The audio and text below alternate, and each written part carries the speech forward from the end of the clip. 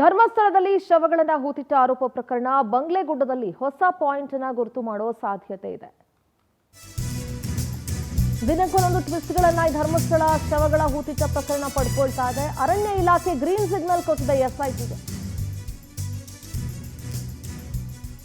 ಧರ್ಮಸ್ಥಳದ ನೇತ್ರಾವತಿ ಸ್ನಾನಘಟ್ಟ ಬಳಿಯ ಪ್ರದೇಶ ಬಂಗ್ಲೆಗುಡ್ಡದಲ್ಲಿ ಇವತ್ತು ಶೋಧ ನಡೆಯೋ ಸಾಧ್ಯತೆ ಇದೆ. ವಿಠಲಗೌಡನ ಆರೋಪ ಹಿನ್ನೆಲೆ ಮತ್ತೆ ಶೋಧ ನಡೆಸ್ತಾರಾ?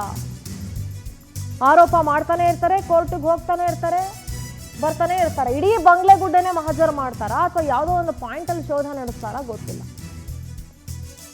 ಅರಣ್ಯ ಇಲಾಖೆ ಒಂದು ಹಂತಕ್ಕೆ ಗ್ರೀನ್ ಸಿಗ್ನಲ್ ಕೊಟ್ಟಂತೆ ಅನ್ನಿಸ್ತದೆ.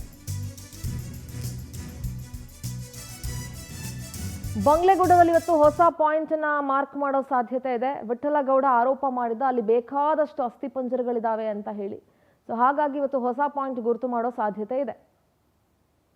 ಇನ್ನು ಸರ್ವೆ ರಿಪೋರ್ಟ್ ತರಿಸಿ ದಾಖಲೆ ಪರಿಶೀಲಿಸ್ತಾ ಇದೆ ಎಸ್ಐಟಿ. ಗುಡ್ಡ ಕುಸಿತ, ಮರಗಳ ನಾಶ, ವನ್ಯಜೀವಿಗಳಿಗೆ ಕುತ್ತು ಬರೋ ಆತಂಕ ಇದೆ.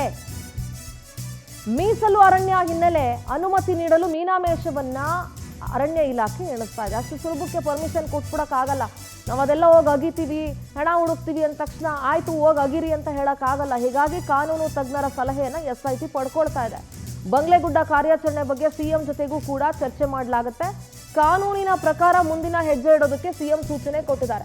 ಕಾನೂನಿನ ಪ್ರಕಾರ ಅನುಮತಿ ಇದ್ರೆ ಅಥವಾ ಅರಣ್ಯ ಇಲಾಖೆ ಅನುಮತಿ ಕೊಟ್ರೆ ನೀವು ಮಾಡಿ, ಇಲ್ಲ ಅಂತಂದ್ರೆ ಯೋಚನೆ ಮಾಡಿ, ಕಾನೂನಿನ ರೀತಿಯಲ್ಲಿ ಏನ್ ಮಾಡಬೇಕು ಆ ರೀತಿ ಮಾಡಿ ಅಂತ ಸೂಚನೆ ಕೊಟ್ಟಿದೆ. ಒಂದ್ ಕಡೆ ಗುಡ್ಡ ಕುಸಿತ ಆಗ್ಬಹುದು ಅಥವಾ ವನ್ಯಜೀವಿಗಳಿಗೆ ತೊಂದರೆ ಆಗ್ಬಹುದು.